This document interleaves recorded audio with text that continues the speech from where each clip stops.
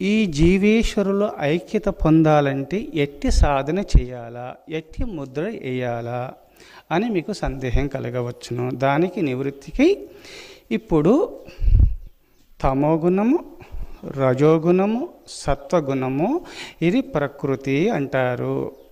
ఈ ప్రకృతిలో ఈ జీవుడు చేరినాడు, ఇది పరమాత్మ.